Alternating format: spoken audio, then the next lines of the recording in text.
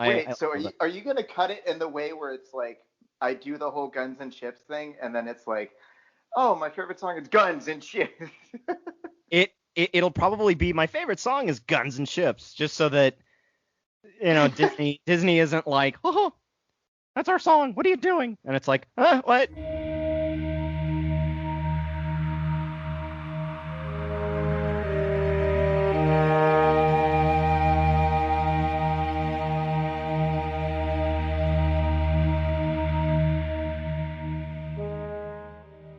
If we have any QAnon listeners, Hillary didn't go to court today. Hi there, everyone. My name's Ryan Mancini. I'll be leading the way here today on Mars on Life. Joined with me, as always, the one and only Sebastian Shug. I really don't think that they really take themselves seriously.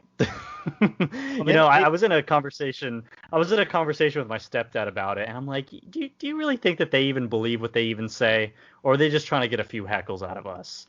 And I'm slowly starting to believe it. Not believe what they're saying, obviously. No, with any activity above the brainstem would.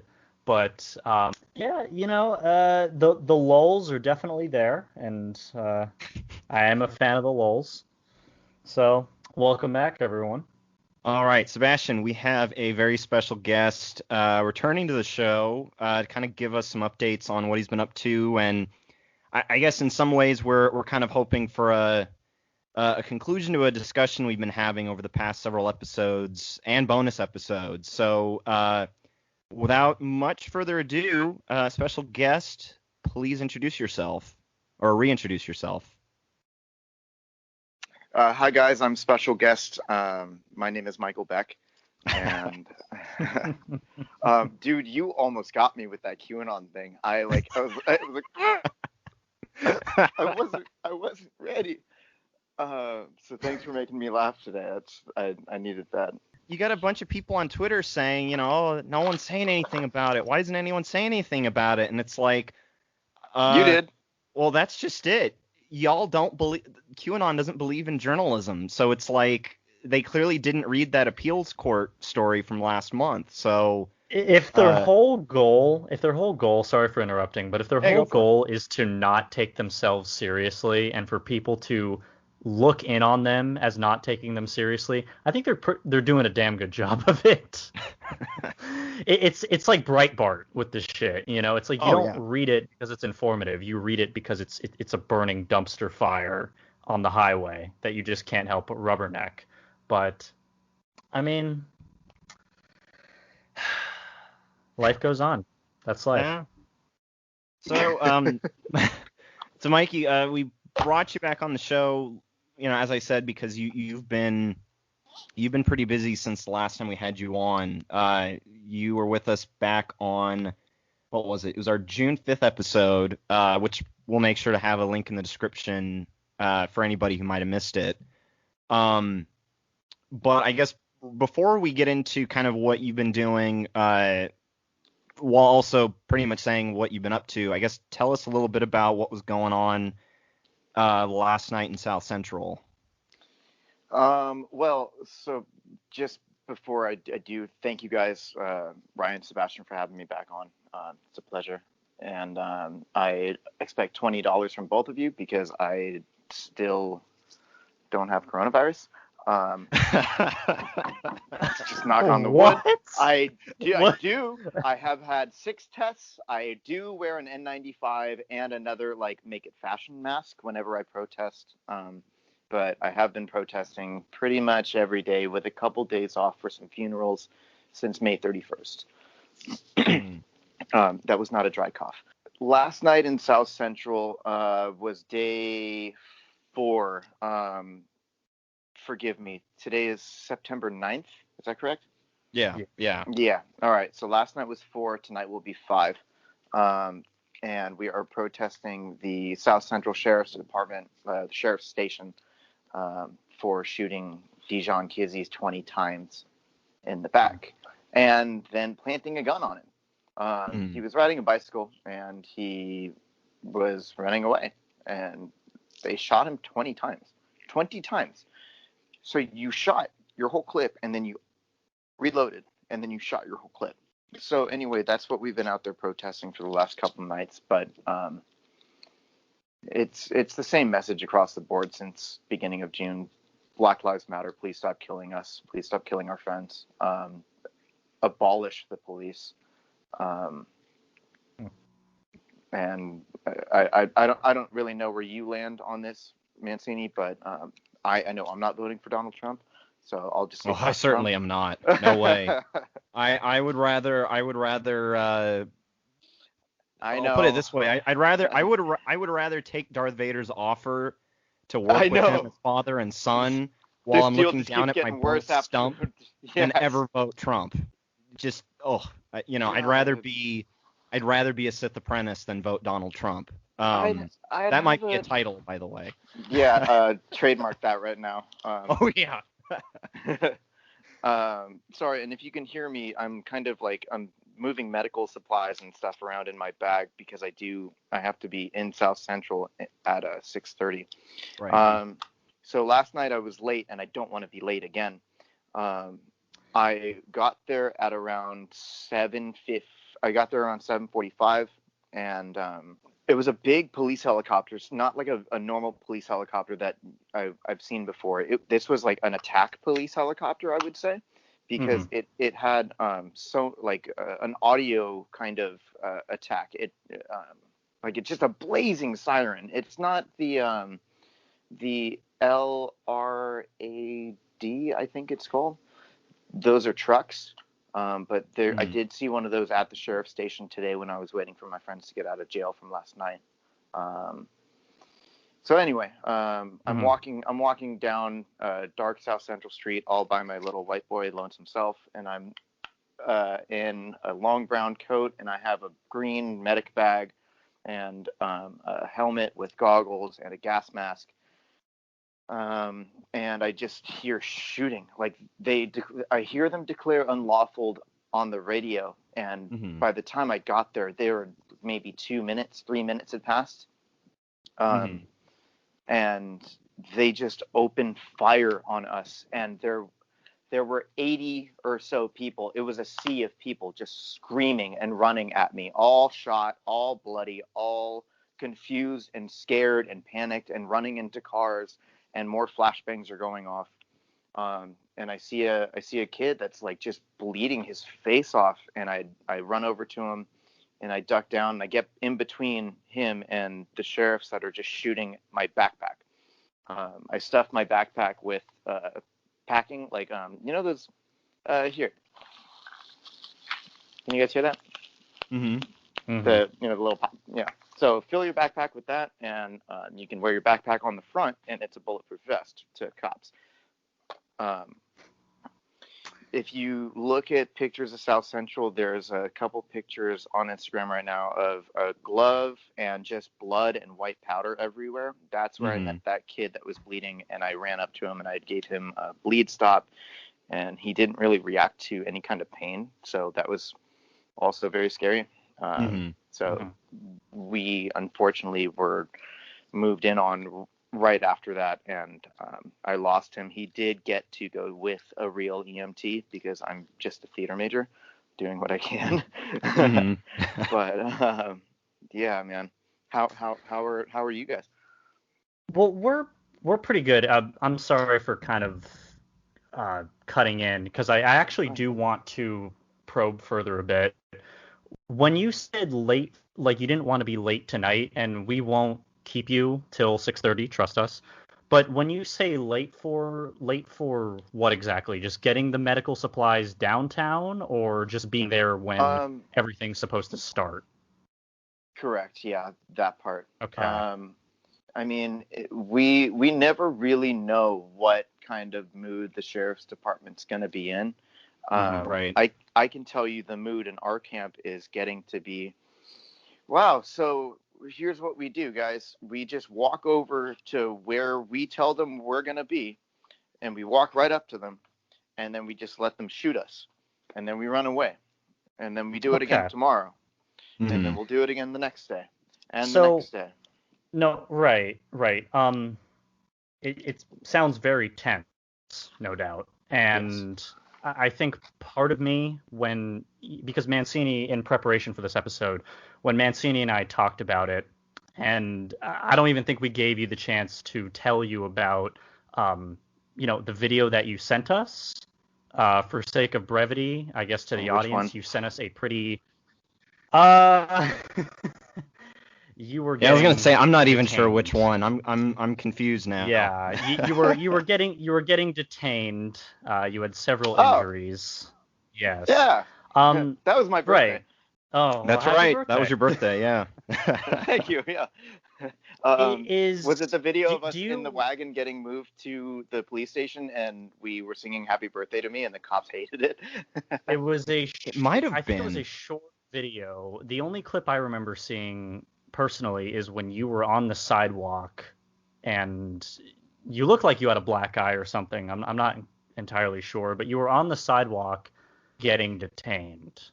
Was that the video?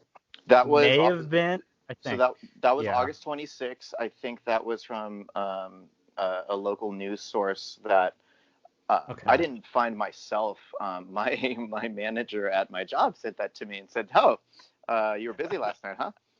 Right. Yeah. I was like, if you don't, for the record listeners, I know his managers, so that's why. Yeah. Anyway, continue. Well, I was gonna ask further. It's sort of a two-parter, but when you say that you do this every day since these things have started, do you feel as if you're making any progress? That's what has been happening these past couple weeks or so. Okay. I don't want to go into too much detail, but right. No, right. I just to get a personal perspective, we're all doing what we can, even those who can't go out on the street and protest. But right. I mean it in a way like what I was saying before with, so we're just going to walk at them and get shot again? Yeah, All that is the kind of question I wanted to poke further in, because it's like when you word it like that, it sounds kind of simple. Well, not only simple, but kind of meaningless. If you put it, I'm not saying that the whole movement is meaningless. No, I understand. Please, I totally understand what you're saying. Well, sounds in tune to the to the degree of pushing a button that doesn't work and won't work. Okay, I think when I exactly. So when I ask, is progress being made in the individual sense? Are you getting fulfillment of it? Are you? It's hard to kind of gauge when it's a crowd of individuals, everyone's doing it for their own reasons, but they're standing in solidarity. I get that. I think what I'd like to know is if you feel what you're doing is working. Yeah, man. Thank you for asking me that, because there's so many different parts to this movement. It's not just walking up and getting shot at. On the weekend, we had a really bad fire. I'm sure you guys are aware that it's a boy. And it was also 118 in Sherman Oaks, and that is my home protest. If you go on Instagram and look at the Valley of Change, they're there every single day since May 31st from 12 to 8, and it is a peaceful protest. It is a family-friendly protest. We have never been shot at there. We have water for homeless people. We have snacks. Like, it is a very calm, tame protest for anybody that wants to feel like they aren't doing enough. Go to Sherman Oaks Galleria in Southern California, and we're there every day from 12 to 8. So when you ask me about like my personal fulfillment, am I getting what I want out of this? Because we all have our own reasons, right? Yeah. I was getting a lot of fulfillment from standing there day in, day out, just being consistent.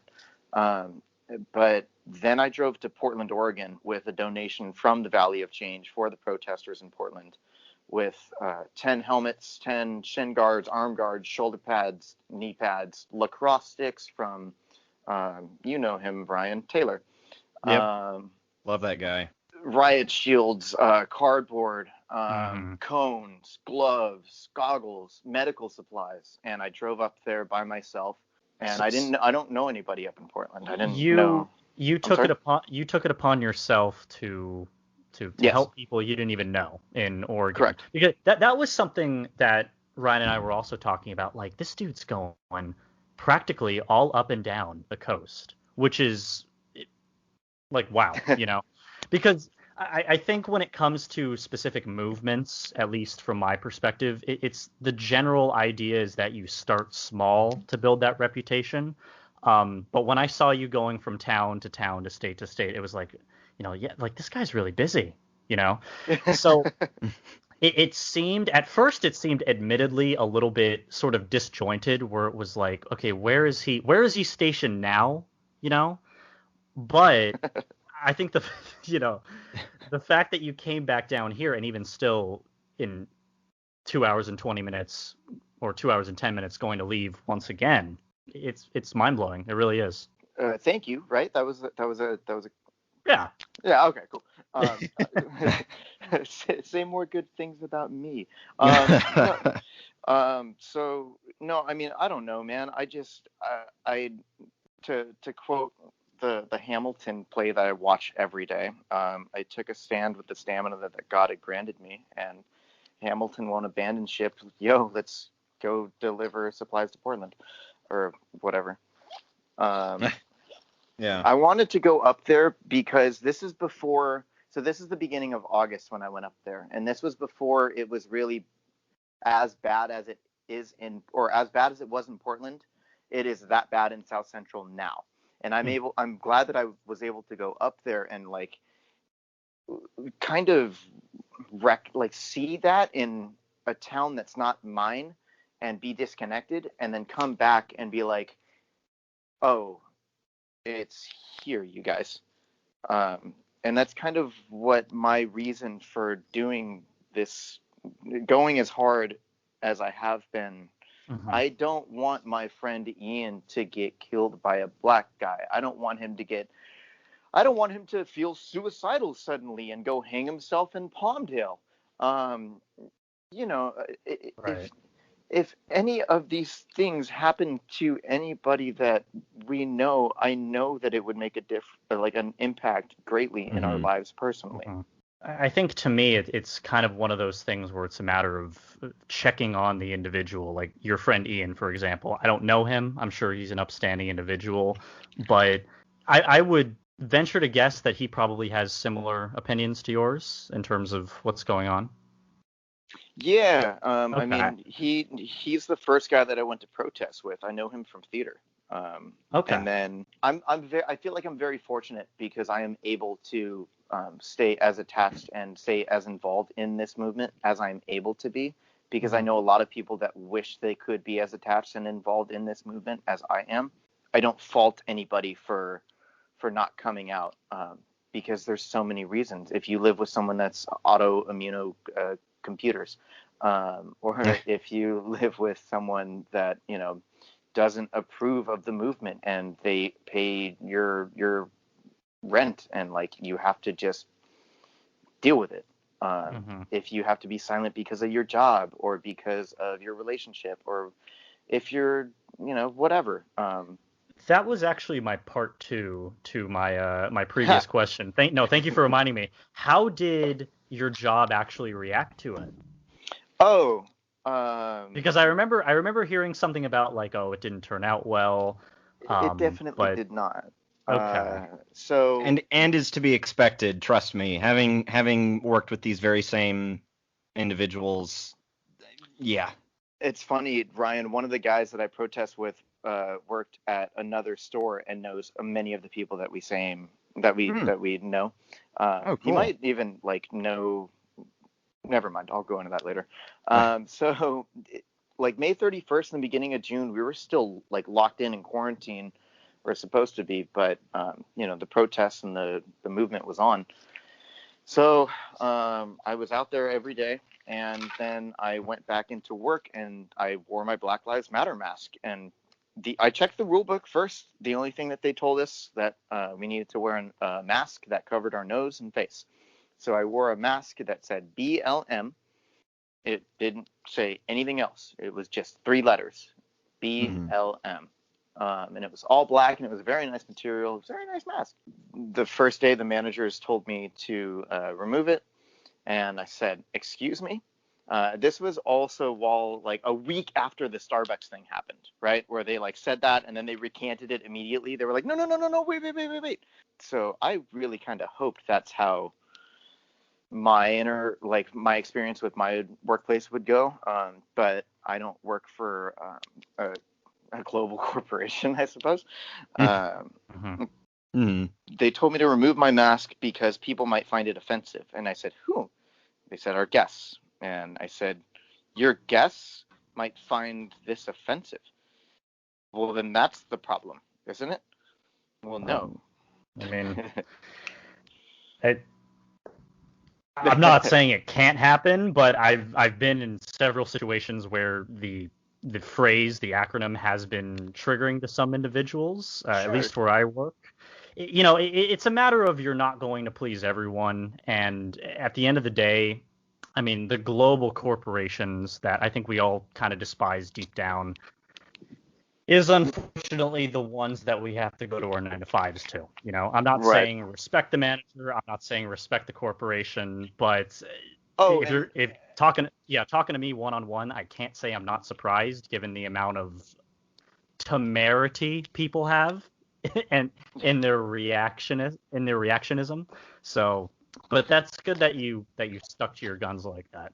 That's really I cool. did, and because I did, they sent me home, and then I came back the next day with the same mask on, and then I talked to my my higher up boss, my general manager. He said, I can't let you do it, and then they sent me home again.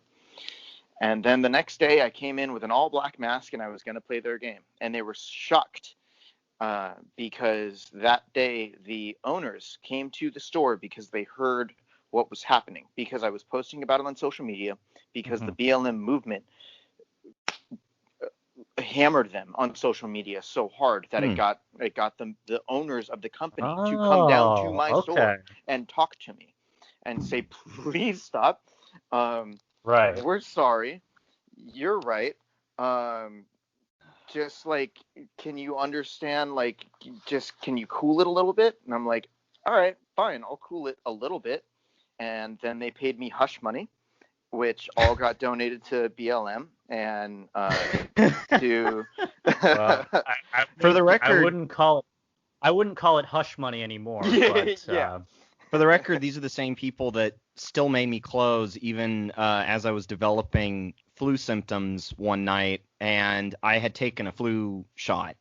So this was one year when there was a very powerful flu strain, and they all just kind of looked at me like, well, what can we do? We all want to leave early. And it's like, I'm dying. Flu? Like health? Like biology? Like squeeze me? A baking powder? Nope. Wow.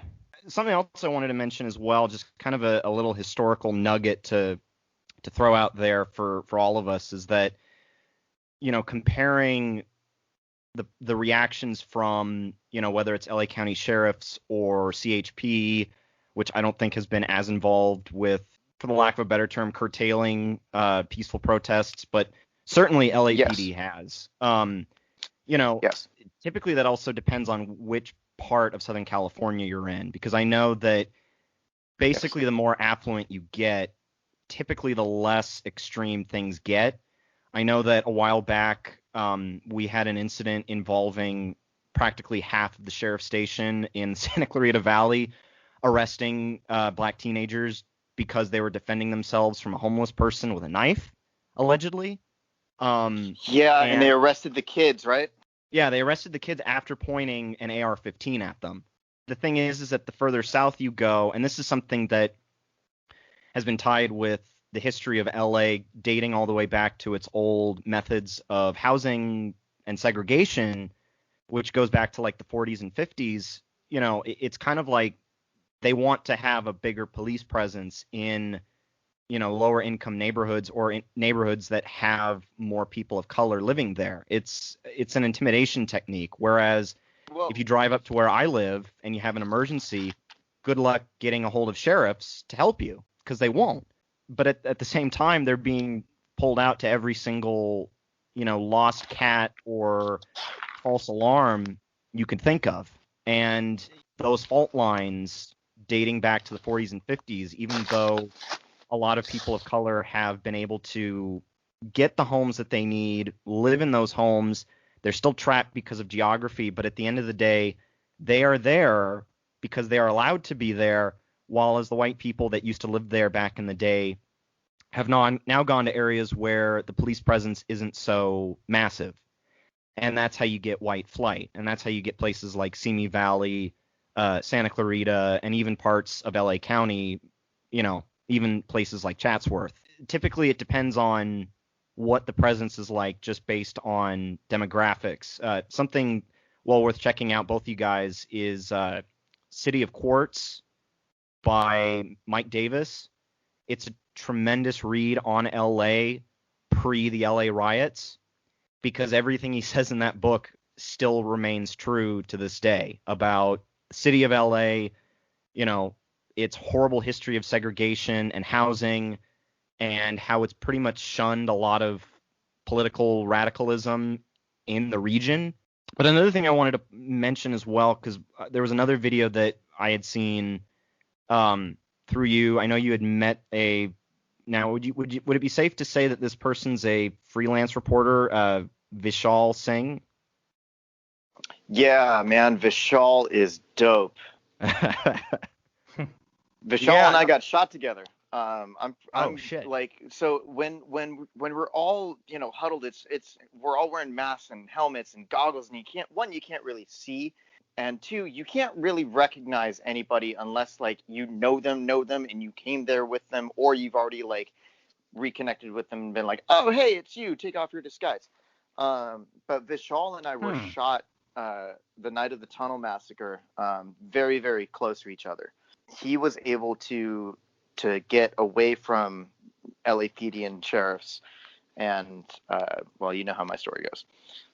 Well, I wanted to bring that up too because I've been keeping an eye on some of Vishal's work, and he has done some very audacious and very on the ground journalism, the kind that I've seen from Sean Thomas, who he was with you the last time we had you. He was on the show. And obviously, Sean lives in that area. Nice. So he had to cover downtown, RIP LA downtown news. But I there was one issue that I did take that I have noticed Vishal has changed, which was referring to it as the tunnel massacre of downtown LA, because it was brutal and it was hard to watch and it was very violent, but at the same time, it was not a massacre. It wasn't a massacre. I know it's since been retitled the tunnel brutalization of downtown LA. And there was something that you had mentioned the last time that you were on that kind of resonated with me watching that clip about being in this fight for as long as it takes, for as long as there's change, which all of us that are allies, that's exactly how we feel, that we're willing to keep this going as long as there is no change. And unfortunately, that's just it, is that, to quote anti-racist author Tim Weiss, 95% of what needs to happen is not in the streets. And did you happen to know anybody in the group, or at least meet anybody who may have been part of any kind of local progressive or leftist political orgs that are fighting for the same change? Or was it largely just people that were supporters of Black Lives Matter? And what do you mean? Do you mean am I running into like Greenpeace or Antifa, which is anti-fascist, by the way? If you're an American, you're anti-fascist. Well, I just love how Trump pronounces it. He goes, Antifa. Ooh, I can't even say coronavirus. He says gynovirus. You're so evil.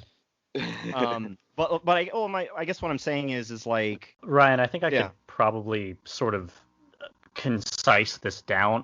I'll ask from one communications major to a theater major, you, Mike, obviously, from someone who's been dating a theater major. It's not me. Okay, no. No, it isn't.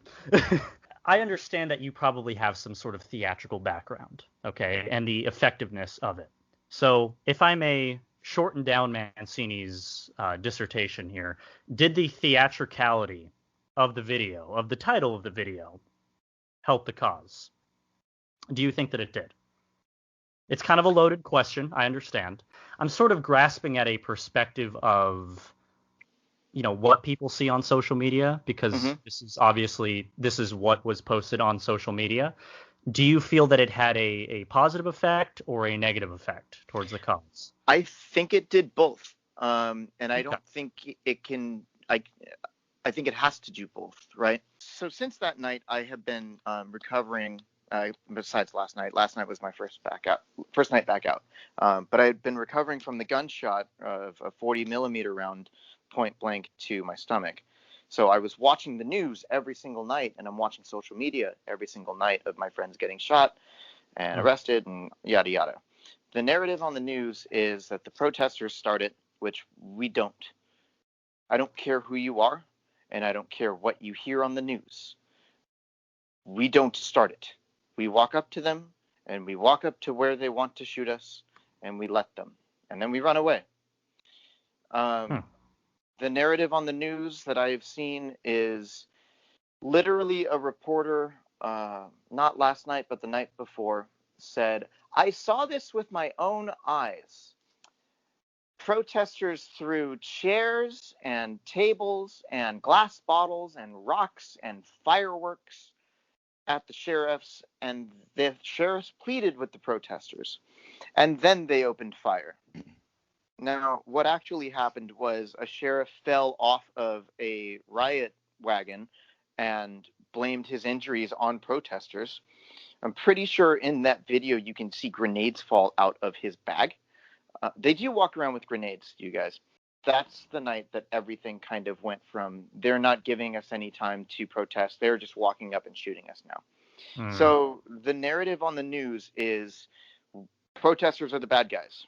And on the social media, if you actually took the time to go down there just once, you would see that that's not the case. So when you say something like the Tunnel Massacre, I feel like what happens is you grab people from extremes on both sides, right? You have people on extremes of both sides that are, look, it's just like the Boston Massacre. The revolution is happening in the tunnels, and then you have the other side of the right wing where it's good. They deserved it. What were they doing there? They were told to leave. We were not told to leave. We weren't given a chance to leave. We weren't given a direction or a route. But then that just causes more divisiveness, I feel like. Well, and on top of that too, from a historical standpoint, the term massacre.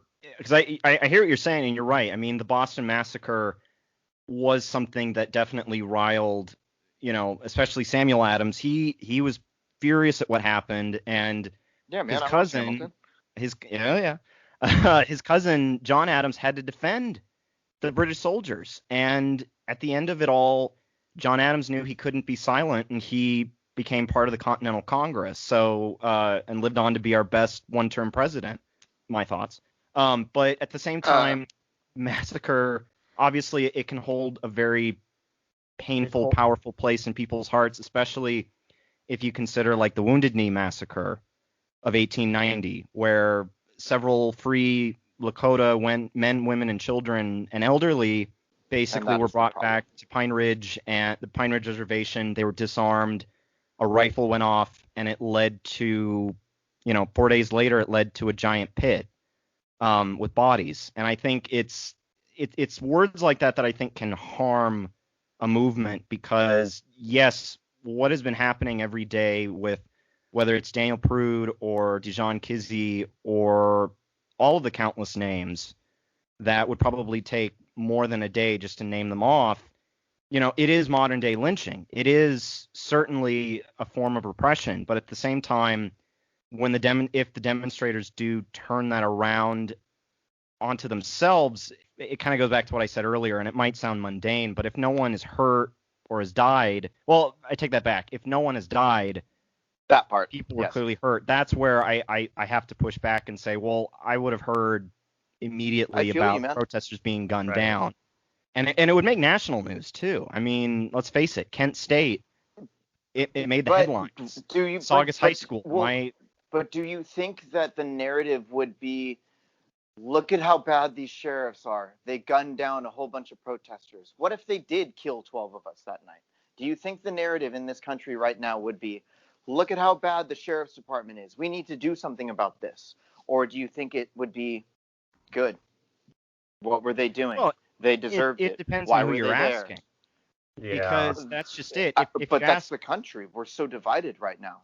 exactly. And I think that's where hyperbole can be a dangerous thing, especially within the age of misinformation. You know, it's that's the kind of thing that as a journalist I'm terrified of, so much so that, you know, I joked about it at the start of the show, but I have close friends adjacent who are QAnon people, and I'm like, dude, Oh, what are the names? What are their addresses? read the Mueller report, like Oh my read God. real information, and then they turn it around on you and say, oh, you read books? And I'm like, hey, you know, I'm not here to replicate the book burning scene from Indiana Jones and the Last Crusade. Great movie, by the way. I'm just here to deliver facts. And, you know, if somebody wants to keep pressuring me saying Hillary Clinton's going to court today when there's virtually no proof of it, then that's where I can see people start to, because again, too, as well with there's a recent poll done by YouGov that basically states that between June 7th and 9th, the United States had around like a 45% support for the protests, for Black Lives Matter and its message. Since then, from August 30th to September 1st, it's gone down to 38%. And, Yeah. you know, at this point, and I was just going to make one last point. Okay. Which is, yeah, go ahead. Just before we started recording, I was watching a video from 538. I don't trust them as much as I used to since they got the election of 2016 totally wrong.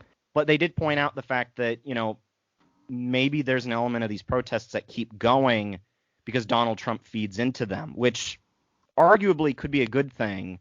It's just a matter of whether or not that ultimately pays off long past his administration, long past you know, whoever gets inaugurated on January 20th. Long past his third term. Is that what you mean? I was going to kind of interject there and say we've touched upon multiple aspects of, I guess, slacktivism, you could call it. And I remember one of our not very early episodes, but I think it was like 15 or so.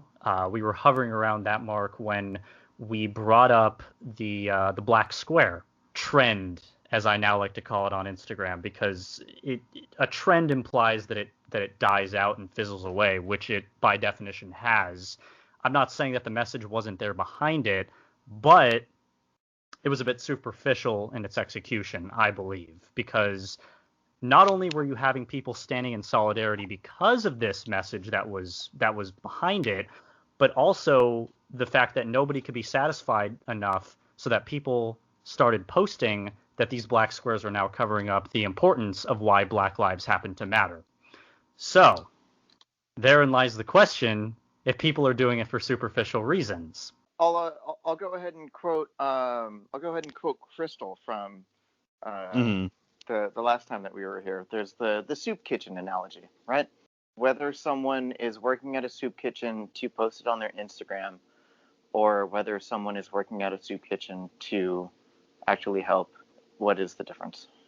That's literally verbatim, like, quote, that's what Crystal said. I'm not paraphrasing at all. That's totally what she said. I think the difference is to the tune of... I'm lying. I think the difference is more to the tune of what can be done, I would say, fiscally when it first began, i.e. donating to the Minnesota Freedom Fund, and simply just posting the black square. I think that there's a tremendous difference in activism because one is a... There isn't. And let me... No. And that this is what I wanted to touch on earlier, because this is what I do, and this is why I do this every day. Because what a lot of people think is that we just stand there and hold a sign all day, or that we just go to a spot and get shot and then run away and cry about it on Instagram. When there was a gender reveal party, I brought ice, so much ice and so much water to people that don't have homes. to people that can't buy anything, to mentally ill, to I think I saw a statistic the other day in Los Angeles. The homeless community has jumped over 85% in 2020, and it's mostly with LGBTQ. This movement is not just about getting shot and rah rah rah rah fuck Trump. It's about building up communities, homeless people, after school programs. It's about just looking out for us like we're supposed to as humans. Can you imagine if we took a little bit of money from the sheriff's department that has all of those halo-looking guns and armor and helmets to use against people that are just holding cardboard? If we took a fraction of that money and built a middle school, or if we took a fraction of that money and built an after-school program, or if we took a fraction of that money and built another homeless shelter that Ryan's boy Garcetti has shut down again. Don't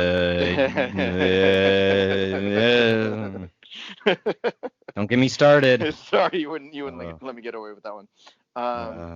But this movement is not just Black Lives Matter. And by the way, we're not saying only Black Lives Matter. We're saying Black Lives Matter right now. We know that all lives matter.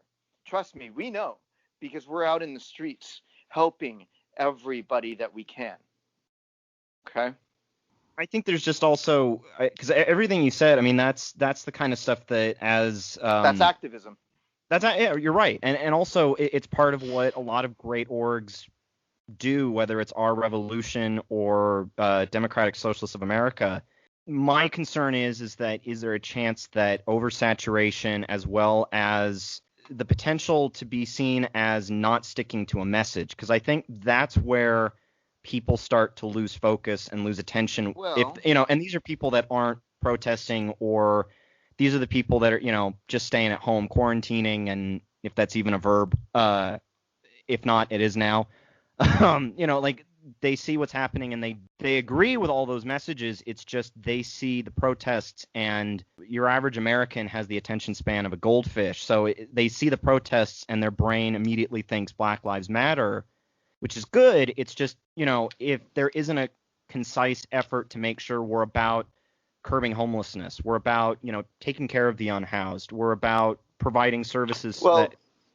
Yeah. So see, that's kind of what I've been working on the past couple weeks, is instead of while also still going out there to get shot tonight and go help people that get shot.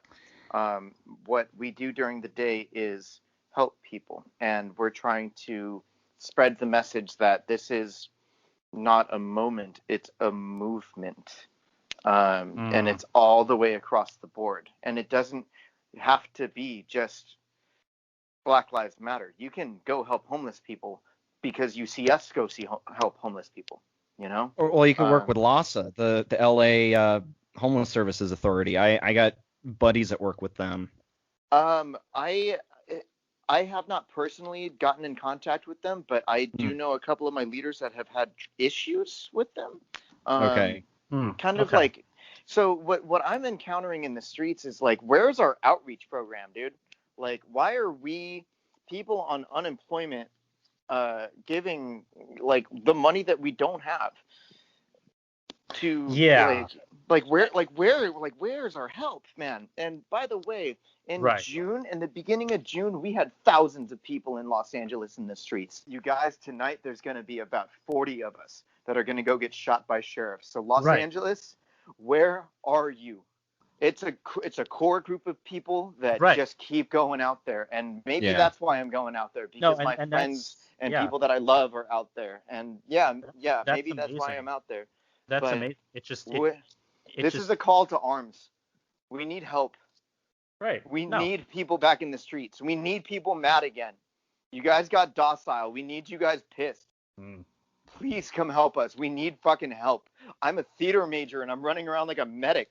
It would be disheartening to anyone to see that drop of 1,000 to 40. And I think if you were to have the type of moment versus movement debate with any average, I would say, Instagram thought who acts like she or he gives a shit about what's going on in the world politically, they wouldn't care. And that's just kind of the unfortunate truth about it, because they don't see movements. They see movements as a way to financially stimulate themselves. Okay, that's what it is. Sure. I see it on my timeline every day. It's why I fucking deleted Twitter, for Christ's sake. Okay. See, it doesn't help this show though. On Twitter, we have been using Twitter LA Recon source feed, and that went silent last night. Right. So when they I heard about lit us up, Yeah. I personally still don't know what happened to Recon source. Do you guys? Can you fill me in on that? I heard it was something that was particularly booming a few weeks ago, and not really. I'm sorry to give such a general answer, but it more or less jumped ship, like everyone else kind of has. I mean, and I hate to say it in that way. It's just it doesn't have the steam that it did, and it's unfortunate.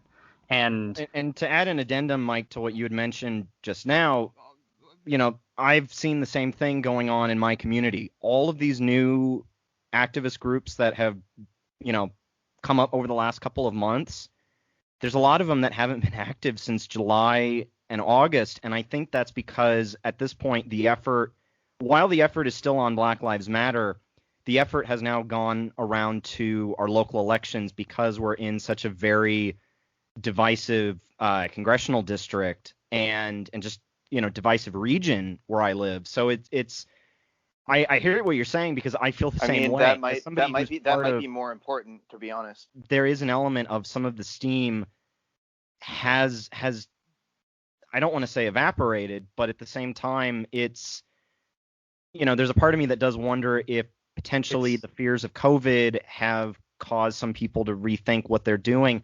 And I think in tandem, and this was something we briefly talked about with our guest last week, is because there is such a great overabundance of information, which, whether it's about what happened with Dijon Kizzee or anywhere happening across the country. Hell, I was finding out information through a friend of the show and a close personal friend of mine, Kenny Berry. He was sharing information that is unverified from I forgot her real name, but I know she goes by Slauson Girl. I don't always really trust her reporting, but she basically helped share the fact that these are the supplies that you need to be in South Central tonight in order to be prepared against whether it's LAPD or LA County sheriffs. This was 21 hours ago. I'll send it to you right now on Instagram. But now, granted, I can't verify myself whether or not she's verified, but at the same time, she's sharing a lot of information that looks helpful for the protesters. That was something that our guest last week had brought up, which was, really, we kind of mutually agreed on it, that because there is an overabundance, the concern is whether or not it reaches a point where it feels like trauma porn. I don't know if that's something that you've encountered or something that's crossed your mind in seeing what other people are posting, or because at the end of the day, it's showing the raw reality of what's happening at these protests, and people do need to see it. Where myself and Deja and I can't speak for you, Sebastian, but I'm sure you probably agree, if one's timeline is totally flooded with violence and blood and police brutality, it does reach the point where people just want to shut off entirely. Is that something that has been considered an issue, or I guess what's kind of your take on that? Actually, hold on. I think we can kind of phrase this in a way that maybe strikes more of a chord here. You mentioned earlier on that you got shot, okay? And yes. I guess without going into much gruesome detail, I have seen it because we are close friends on Instagram. There we go. I've seen the injury. It's bad. Okay, I can't speak for how it looks now because suffice to say I haven't received an update. But yeah, how are you doing with that, by the way? Well, number one, how are you doing? I heal like Wolverine.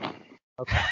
And number two, forgive me for asking, because I speak rather bluntly. It's just sort of the thing that A, moves the show along, and B, provides comedic hyperbole. I hope I do both. Yeah, you're one of those nasty reporters. Yeah.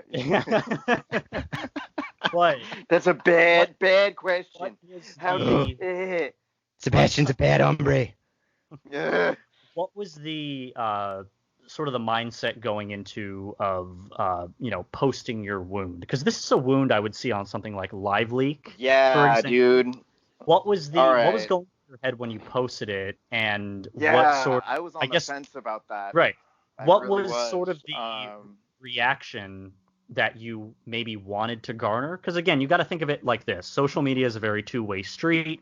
What was the reaction you wanted to garner, were hoping for? Did you do this, as an individual showing of brutality? Kind of walk us through that. Well, so I've been very, very careful with what I post on Instagram and who I post it to. Sebastian, you and I are close friends, bud. So you get to see all of my gruesome, horrible shit. And I'm sorry, that's just kind of what comes with being a close friend of me in real life anyway. So, that's kind of how my Instagram works. But if, for example, I just had to block 2 of my coworkers last night because one of them is now a cop. And last night when I was in South Central, he was the first one on my live feed every single time. The first one on my live feed. So I had to block him. No way. Yes, way. The first one. The first one every time. Every time. First one to connect. I'd go live, and before it loaded, it said, sorry, I hate him.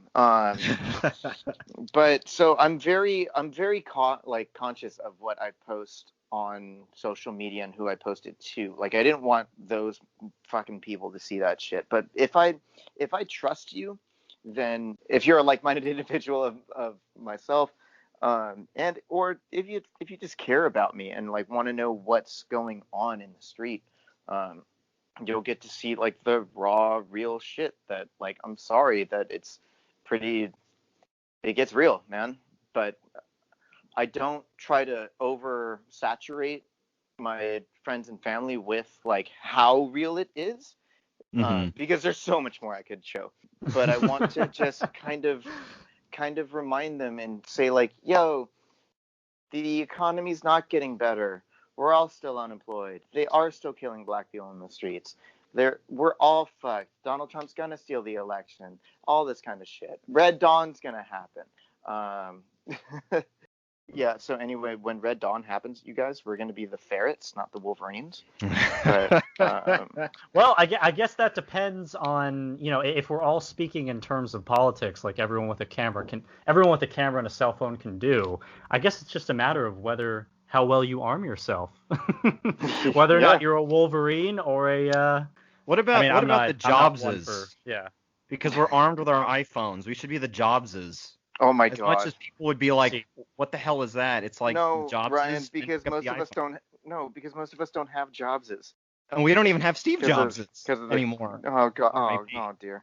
Trump light up Steve Jobs' wife on Twitter or whatever a couple of days ago.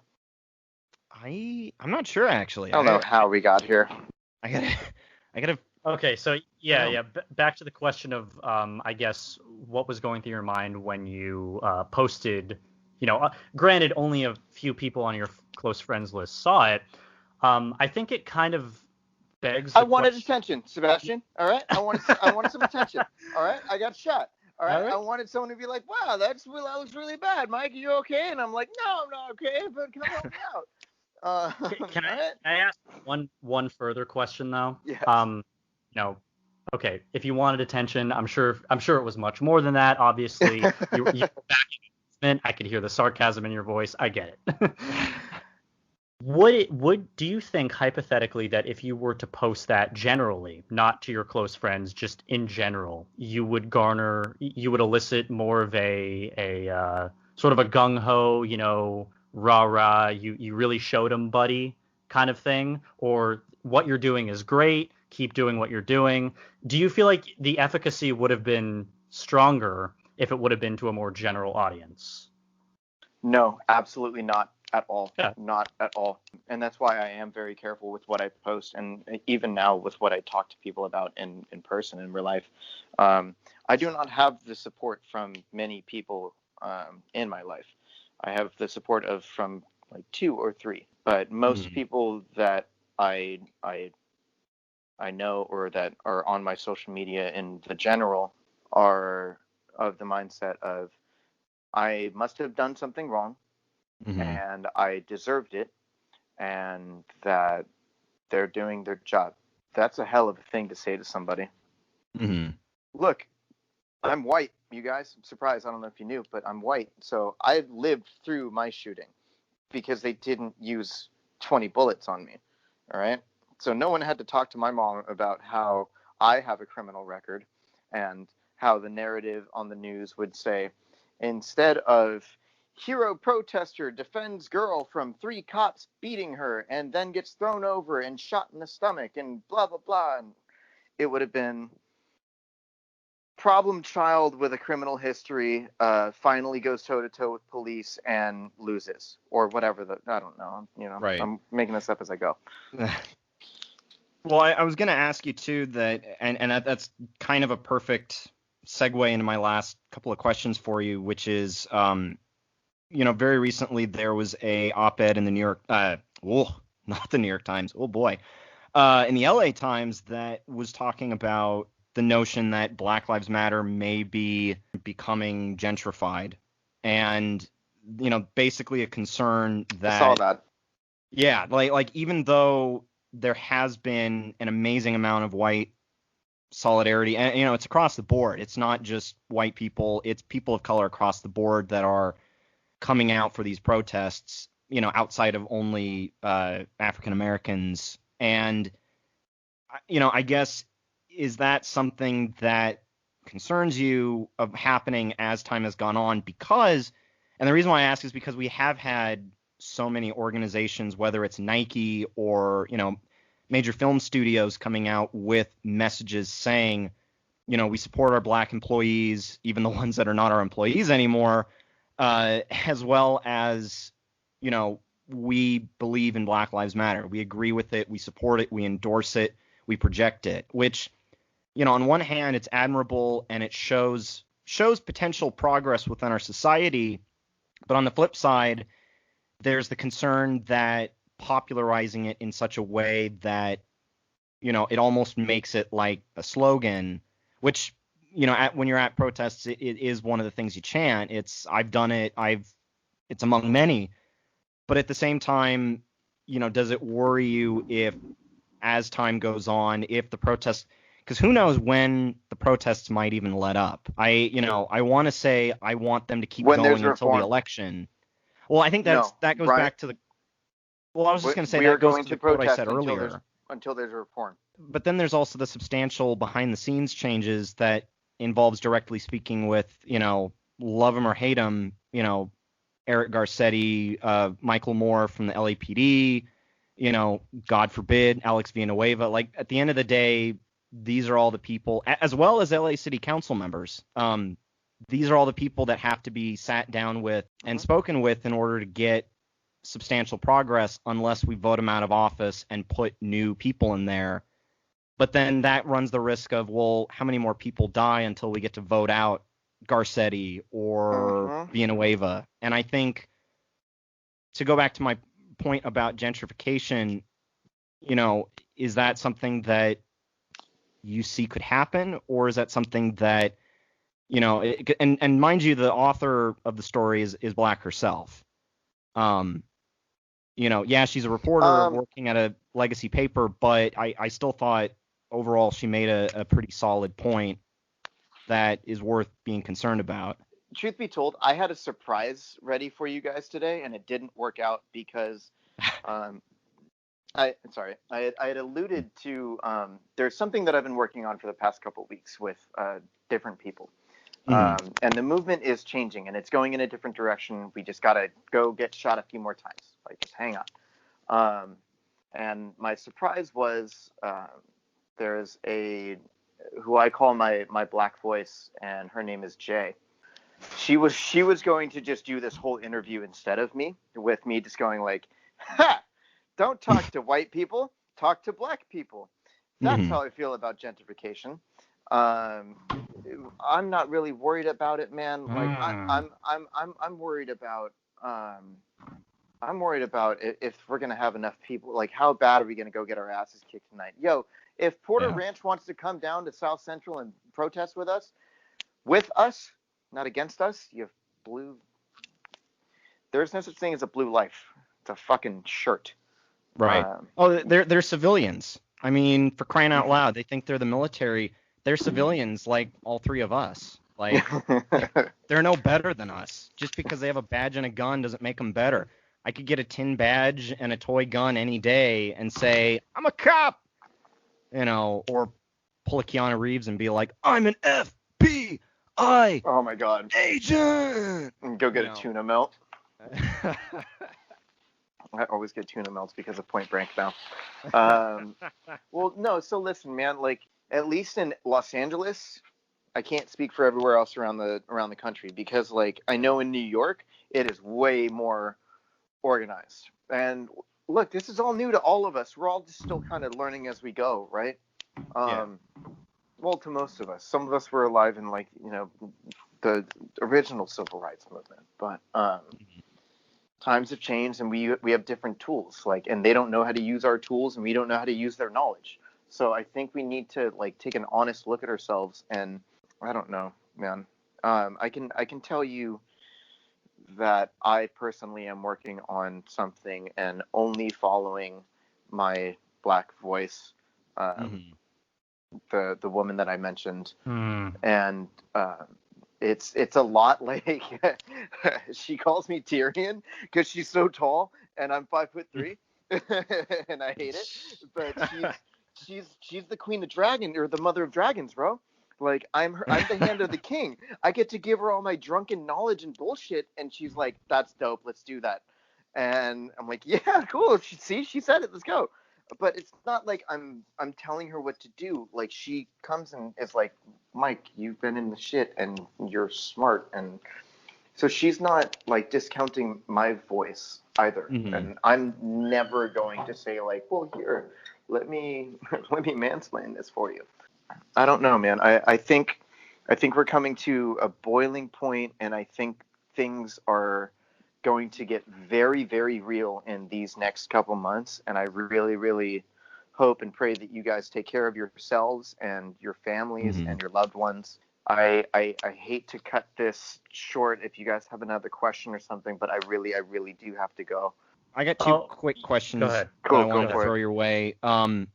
First one, I'll just say it quickly. Like, would you ever be interested in joining an organization like, DSA, Our Revolution, No Olympics LA, Sunrise Movement? Would you be interested in joining any of those that kind of work on some of this stuff regularly? I know DSA LA definitely does. I don't have any idea what any of those things that you just said are. Well, I'll send you information on DSA as a member. I can inform you on them. I have no idea what you're talking about. Well, DSA is Democratic Socialists of America. They were kind of the early Bernie supporters back in 2015. Kind of an organization that goes hand in hand, exactly what you're doing. But cool. Please feel free to read up on it. Yeah. No, and they sound like biters. Anyway, and then last question, favorite Hamilton song? All right. Hold on. I'll go a cappella. The song is called Guns and Ships, and so the balance shifts.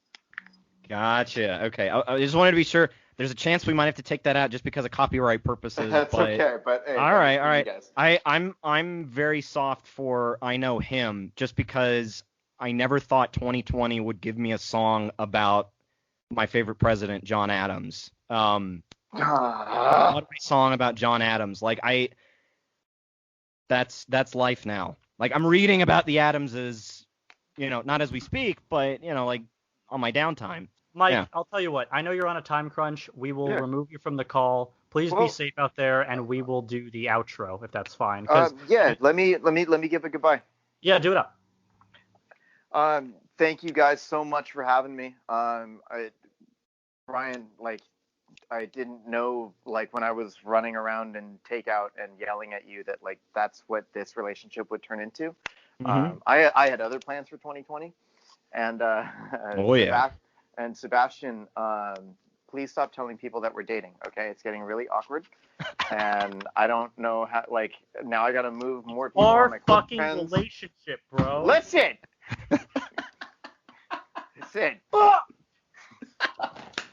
No, thank you guys again. I'm gonna go. I'm gonna go help some people. Black Lives Matter. Fuck 12. All cops are bastards. Fuck Trump. I'll vote for Biden just because. Damn it. Fuck.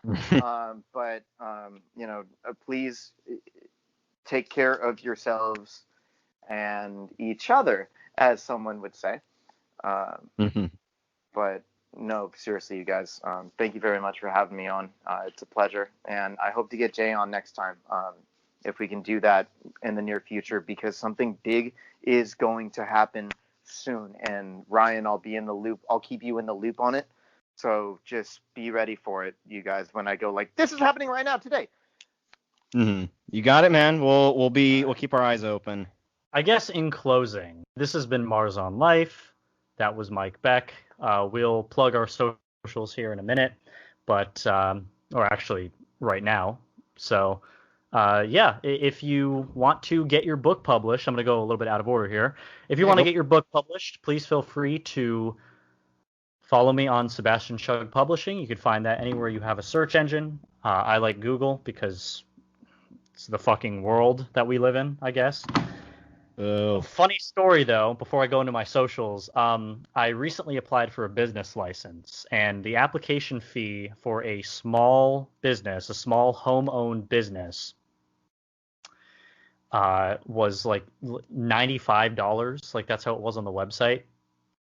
And I just got an email back today, and this figure it's gonna. I almost split my head open when I saw it. Oh. Good afternoon. Please complete and submit the attached application with a payment of $533.30. You can mail it with a check or email it to yada yada yada with a credit card and pay the additional 2% fee. My problem is this. Who the fuck came up with that figure? Number one. Number two, why even start a business at all? You know? No, anyway, please feel free to send me a manuscript at Sebastian Shug Publishing. If you happen to like music, follow me, the artist named Shugsy. Feel free to also follow me for daily story time at Shugsy's Storytime. There we go. Twitter, fuck it. Follow me on Instagram instead at Dr. Sebi, all one word. As well as my YouTube. My YouTube is Seabass, like the fish. Again, daily uploaded videos. If you like short films, look me up on there. IMDb, baby. I just finished up my fourth one. Or I finished it up a little while ago. But feel free to check it out. My good man. Alrighty then. So, I am still on Twitter. My God, I'm on the border where I'm thinking of maybe getting rid of it. But I probably won't. Find me on there at ManciniRA. As for Instagram, you'll find me pointing out Donald Trump admitting that I wanted to always play it down. I still like playing it down because I don't want to create a panic about coronavirus. You can find me at Mancini Ryan. Man, thank goodness there's a remastered version of John Lennon's music coming out because, boy, give me some truth. Did you like the comment I made? Oh God, where am I? Okay. Oh, so, yeah. Oh jeez. Oh man. Yeah. This is why you and Kennedy. This is why you and Kenny were made for each other because that's what he does. No thanks, every girl ever. I'll take this girl that crawled out of the well from the ring. And then he proceeds to get shot. So, I'm not saying things are serendipitous in life, but I don't know. Fucking go tell QAnon about that. I'm sure they have a conspiracy theory about it. Oh, jeez. Oh, that's a Google search waiting to happen. Oh, God. Until next time, though, thank you very much for watching. This has been Mars on Life. Take care, everyone, and vote. Thank you for listening to Mars on Life. You can find us over on Instagram and on Twitter at Mars on Life Show. In terms of listening to the show, you can find us wherever podcasts are found. That includes Spotify, Apple Podcasts, Anchor, and Radio Public. Also, don't forget to head on over to the official Mars on Life YouTube channel. That way you can find our full catalog of episodes, Our artwork is done by Zachary Erberich, and our intro music is Space Explorers by Kevin MacLeod. I've been Ryan Mancini. My co-host, as always, is Sebastian Shug. And just remember, if you keep on going, you'll make it to Mars.